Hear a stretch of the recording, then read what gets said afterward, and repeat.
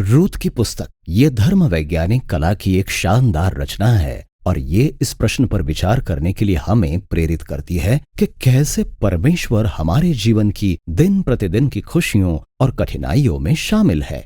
इस पुस्तक में 3 मुख्य चरित्र हैं, विधवा नाओमी, मोआबी रूथ और इस्राएली किसान बोआज, और उनकी कहानी खूबसूरती से रचे गए 4 अध्यायों में बताई गई है। आइए गहराई में चलें और देखें कि ये सब कैसे प्रकट होता है। अध्याय 1 इस पंक्ति से शुरू होता है, जिन दिनों में न्यायी लोग न्याय करते थे, और ये हमें न्यायियों की पुस्तक के अंधकारमय और कठिन दिनों की याद दिलाता है। और यहाँ हमारी मुलाकात बैतलहम के एक इस्राएली परिवार से होती है जो अकाल के दौरान जीवित रहने के लिए संघर्ष कर रहा है। भोजन की तलाश में वे मोआब देश को चले जाते हैं जो इस्राएल का पुराना शत्रु है, और वहां परिवार के पिता की मृत्यु हो जाती है और उनके पुत्र 2 मोआबी स्त्रियों रूथ और ओर्पा से विवाह कर लेते हैं, और फिर पुत्रों की भी मृत्यु हो जाती है और अब केवल नाओमी और ये 2 नई बहुएं ही रह जाती हैं। अब नाओमी के पास वहां रहने का कोई कारण नहीं रह जाता,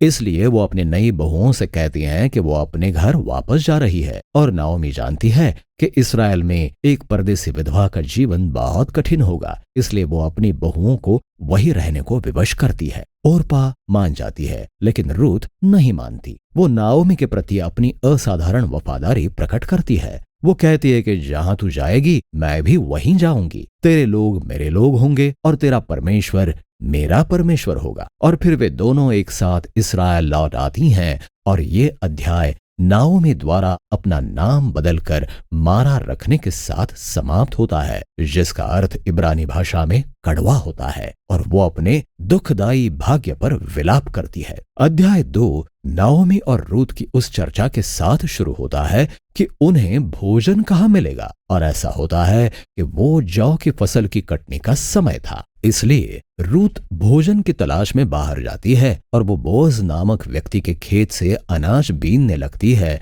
जो नाओमी का रिश्तेदार निकलता है। हमें बताया गया है कि बोअज एक अच्छे चरित्र का व्यक्ति था और वो रूथ को देखता है। जब उसे उसकी कहानी के बारे में और अधिक पता चलता है तो वो उसके प्रति बड़ी उदारता दिखाता है। वो विशेष इंतजाम करता है ताकि परदेसी रूथ उसके खेत से अनाज इकट्ठा कर सके। ऐसा करके बोअज वास्तव में तोरा की उस स्पष्ट आज्ञा का पालन कर रहा है जो परदेसियों और गरीबों के प्रति उदारता दिखाने को कहती है। बोअज नाओमी के प्रति रूथ की वफादारी से बहुत प्रभावित होता है। वो उसके लिए प्रार्थना करता है कि परमेश्वर उसे उसके साहस का प्रतिफल दे। रूथ उस दिन जब घर आती है और नाओमी को पता चलता है कि वो बोअज से मिली थी तो वो बहुत खुश होती है। वो कहती है कि बोअज उनके परिवार का छुड़ाने वाला है। अब ये परिवार के छुड़ाने वाले का अर्थ ये है, इस्राएल में एक सांस्कृतिक रीति थी कि यदि परिवार में किसी पुरुष की मृत्यु हो जाती है और उसके पीछे उसकी पत्नी या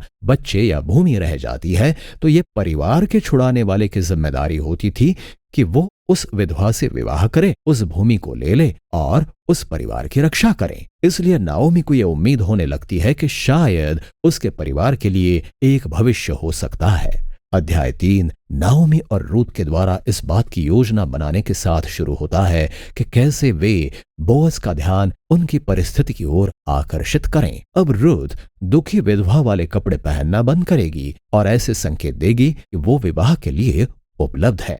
इसलिए रूथ उस रात बोअज से मिलने खेत पर जाती है और जब वो पहुंचती है तो बोअज उठ जाता है और वो पूरी तरह से चौंक जाता है। रूथ अपने इरादे बिल्कुल स्पष्ट कर देती है। वो पूछती है कि क्या बोअज नाओमी के परिवार को छुड़ाएगा और उससे विवाह करेगा। बोअज एक बार फिर नाओमी और उसके परिवार के प्रति रूथ की वफादारी से चकित रह जाता है और वो रूथ को अच्छे चरित्र की स्त्री कहता है। ये वही शब्द है जिसका प्रयोग नीति वचन 31 की स्त्री का वर्णन करने के लिए हुआ है। फिर बोअज रूथ से कहता है कि वो अगले दिन तक इंतजार करे और वो नगर के वृद्ध लोगों के सामने कानूनी रीति से रूथ और नाओमी दोनों को छुड़ाएगा। और फिर रूथ के नाओमी के पास लौट आने के साथ अध्याय समाप्त हो जाता है और वे हाल ही की इन सब घटनाओं पर आश्चर्य करती हैं। अध्याय 4 में सब बातें एक साथ आती हैं। ऐसा होता है कि बिल्कुल आखिरी क्षण में बोaz को पता चलता है कि परिवार का एक और सदस्य है जो नाओमी का उससे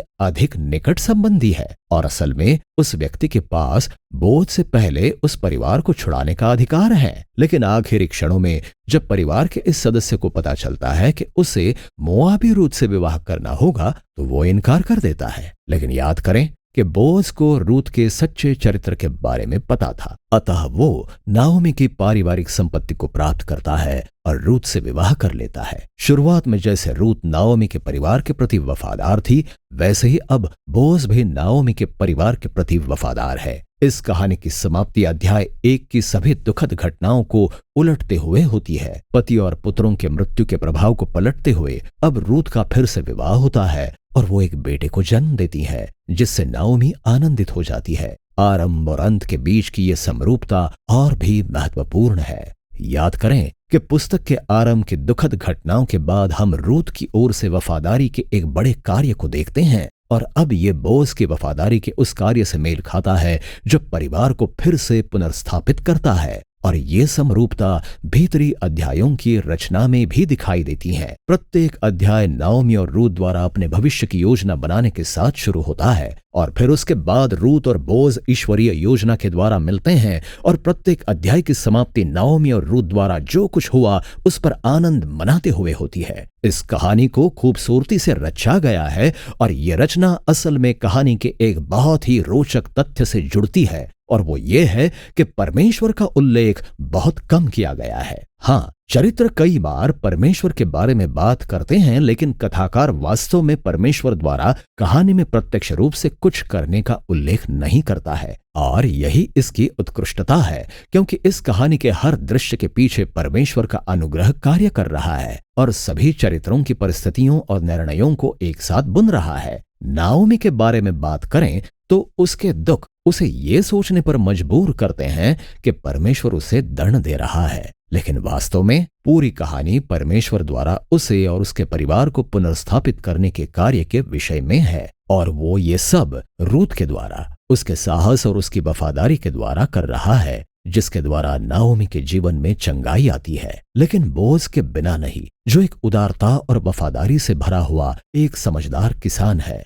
और इस प्रकार परमेश्वर नाओमी और उसके परिवार को बचाने के लिए बोaz की खराई और रूत के साहस का उपयोग करता है। और इस प्रकार ये कहानी मानवीय निर्णय और इच्छा के साथ परमेश्वर के उद्देश्यों और इच्छा को शानदार तरीके से कार्य करते हुए दर्शाती है। परमेश्वर संसार में छुटकारे के अपने उद्देश्यों को पूरा करने के लिए अपने लोगों की विश्वास योग्य आज्ञाकारिता का प्रयोग करता है, और ये कहानी के वास्तविक अंत की ओर ले जाता है। रूत की पुस्तक ये दिखाते हुए एक वंशावली के साथ समाप्त होती है कि कैसे बोaz और रूत का पुत्र ओबेद राजा दाऊद का दादा था, जिससे मसीहा की वंशावली आई। और इस प्रकार इस कहानी की सामान्य सी लगने वाली इन घटनाओं को पूरे संसार के छुटकारे से संबंधित परमेश्वर की एक बड़ी कहानी में रखा गया है। अतः रूत की पुस्तक हमें इस बात पर विचार करने के लिए प्रेरित करती है कि कैसे परमेश्वर हमारे जीवन की बहुत ही साधारण और सामान्य बातों में भी कार्य कर सकता है, और रूत की पुस्तक इसी विषय में है।